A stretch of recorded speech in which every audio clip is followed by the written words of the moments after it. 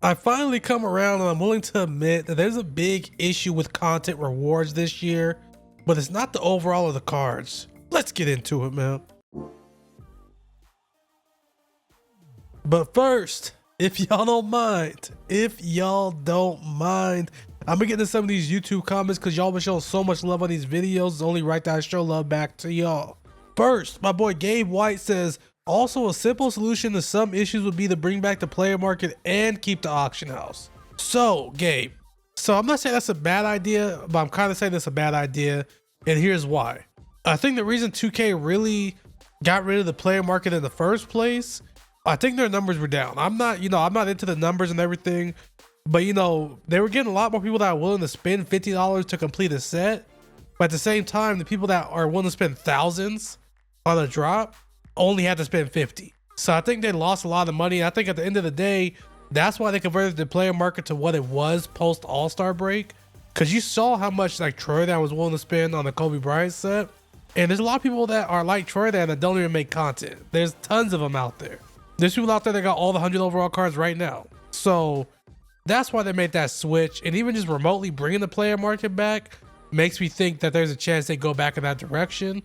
Granted, 100 overall cards are really, really expensive this year, but at least there's a possibility to get them, in my opinion. So having both, it'd be kind of bad because the player market would set the precedent for how much cards will be in the auction house.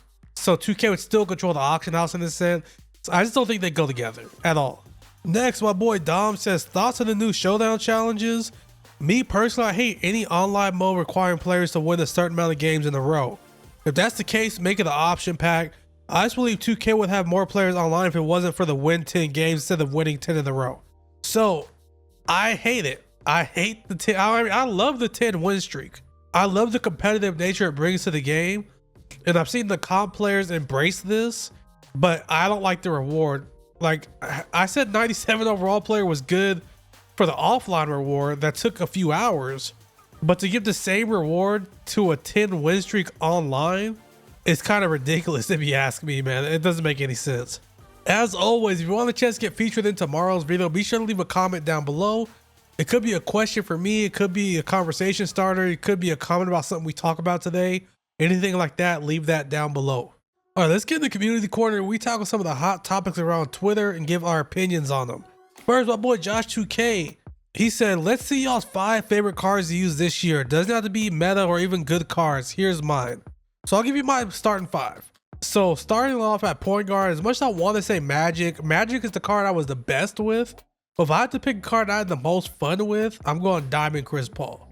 At the 2, I'm gonna play kind of small here. So I'm gonna do Pink Diamond Allen Houston. That was the first hidden gem that I got, and he ran since season 1. All the way through. He ran for a long time, let's put it that way. At the 3 is gonna be Pink Diamond Paul George. The first card I really tried to badge out, got like, I think I had like 11 legend badges on him or something like that. At the 4, Pink Diamond Braun, I had since the first week of the game, ran until literally like a month ago. And at the 5, as much as I want to say Wimby, I gotta go Diamond Wilt, man. That card was just so fun to use, and I think that was when I was having the most fun playing showdowns, when I was using that Wilt. Let me know your 5 favorite cards that you used so far this year. There's 5 fun cards, man. Let me know your best 5. Next, in regards to the stack situation with 2K, this is what Uncle Demi, one of the next makers, had to say about it. Just want to go ahead and say something about my man Stacks, man, getting let go by 2K. I took a couple of days, but just think it over. But I have a major issue with this because 2K took somebody from our community, one of our pillars of our community, someone that garnered 1 million subscribers through your game. Then you employ him, right? And you let him go, not because he was underperforming, but because of budget cuts. And he makes a very valid point, guys. So we've had next makers come out and say negative things about 2K, not Uncle Demi, but in the past. And that's not, I'm not necessarily saying we look past that. Definitely took what they had to say into consideration, but it wasn't as serious as this situation to me. Stacks is somebody that, came up in the YouTube game and lived like the dream. Granted, a lot of 2K YouTubers would never take his position now, but 10 years ago, That was literally like a dream. Make YouTube videos and work for the company of the game you love playing the most. He is really like the face of 2K for us. You know, there's like for 2K YouTubers, there's like the devil, the angel. There's like Ronnie, and then there's like Stacks. You feel me? And Stacks represented the community. He represented YouTubers, content creators, and he was just genuinely a cool dude. So for him to get fired, it kind of like puts a stain on it for the community. It's no longer something that, you know, YouTubers could see themselves want to go work for this company, because if it was just a layoff due to like payroll, that's like the last person you should have laid off, man. But I don't know, man. Maybe there's more to it. Who knows? Next, Ronnie tweeted out this video. A lot of people are addressing the fact about him saying the algo shifting or whatever. I'm not gonna talk about that, man. We all know algo's a thing. But I want to talk about this. What's your NBA 2K hot take? Well, mine's pretty simple. I let my opponent get out to a 20-point lead, and then I boat race him. It might be the slingshot effect, or it might just be that I'm that damn good. What is your hot take? Drop them in the comments below. Pretty much, I want to talk about what is your hot take for 2K this year. I got a scorcher. You guys might flame me for this. So I think this 2K, MyTeam, looking back, might go down as one of the best. Not saying it is. I'm 100% not saying it is. But looking at how people treat 2Ks, they always remember the most positive things about the game. Last video we talked about, people were talking about how great the player market was. And they're only remembering the beginning of the year and the end of the year, but not the in-between, right? Because there's no way you talk about All-Star Break 2K and talk about the player market being amazing. 2K23, people always talked about, during the time, they talk about how burnt out the trophy case was and how annoying it was having to do the trophy case over and over and over. And now we got people, including myself, talking about how great the trophy case was. We don't talk about, you know, how dry content got at some points. We talk about how great the trophy case was. We do sometimes talk about, I'm not gonna say, we talk about a lot the MT bans, but we also talk about how they started giving us like cards for $50, like Wembanyama and Kareem. We talk about the great Tim Thomas. So when we look back at these cards, we typically remember the good things and not so much the bad things. And I think the highs of this year are some of the highest. The All-Star event was amazing. Might be the best event we've ever had in 2K history. The winter event was really good. Not All-Star good, but really good. So I think when it's all said and done, they're going to keep popping out these events. And I think when people start to look back, they're not going to talk about these little in-between grinds. When they talk about how great content was for 2K25, they're going to remember these events and they're going to say, man, that was some of the best times we've ever had playing 2K. That's just my take. I might be crazy, but somebody clip this and send it to me so in 2 years I can come back to it. Let me know your 2K hot take down below so I can see if I agree with y'all. All right, as I stated in the intro, my opinion has changed on content this year. I put some deep thought into it. At first, when I was arguing with people on Twitter, in the YouTube comments, it was more along the lines of me saying, especially for the flashback grind or whatever, the 97 overall was the right reward based on the rewards we've gotten so far this year. I'm still ready to say a 97 overall card is right where it should be. But the issue isn't with that 97 card. The issue is more with the format of content this year. It's not the fact that it was an opal. It's the fact of the format with content this year. So at the beginning of the year, this format was phenomenal in my opinion. When they were giving us hidden gems, I think it was a great format for the main reason being that teams had some variety. I saw somebody, I think it was RC the Great, say the reason he couldn't get into MyTeam is because he couldn't actually choose his cards. I was the opposite actually. I enjoyed playing with cards that I really didn't know.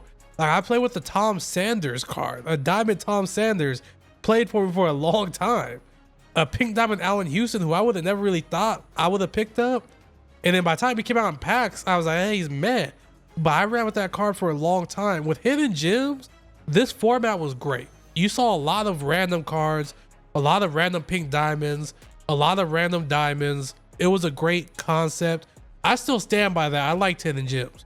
Now the issue is they finally phased hidden gems out of the game for the most part. And they're still following that same format of content. Instead of hidden gems packs, we're getting premium packs. Now the difference is we're getting cards that are still like rinse and repeat. When it was hidden gems, it was cards that we haven't seen before. You know, if you saw that Diamond Ben Simmons, it was like, wow, you know, there was like a Tyreek Evans that was really good. There was, you know, the Paul George, and he was a hidden gem. He was really good. I was waiting for Marcus Camby to come out and pack forever. So when it was hidden gems, it was great because they were all cards that nobody had. So it added that variety. Now with these premium packs, it's like they're cards that are out in the auction hall. So it's like if I wanted a Opal if I wanted a Dark Matter Jalen Brunson, I would go buy a Dark Matter Jalen Brunson. Or if I wanted a Opal, let's just say for the sake of matter, Tony Parker, I would go buy an Opal Tony Parker. So these packs aren't really what the hidden gems were, in my opinion. And that's where content went wrong. With the hidden gems, they either should have not did it at all or stuck with it. And once they got rid of it, they should have switched the format altogether. With the Sunday grinds, at least you can say what you want about being James Worthy or whatever. At least you know going into it if the grind's worth it. Is James Worthy going to play for you, or is James Worthy not going to play for you? Now with hidden gems, it was cool because it was the beginning of the year. So where pretty much like a lot of diamonds, no matter what, we're going to play for you. And you found some cards that were fun to use. Like Ant to this day stands by that Kirk Heinrich diamond card.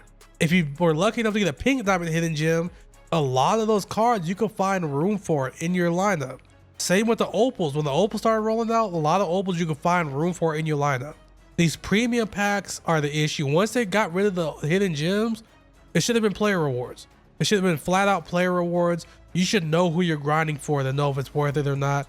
And I'm willing to admit I was wrong on this content being good. I see the light now. I see more of what you guys were saying.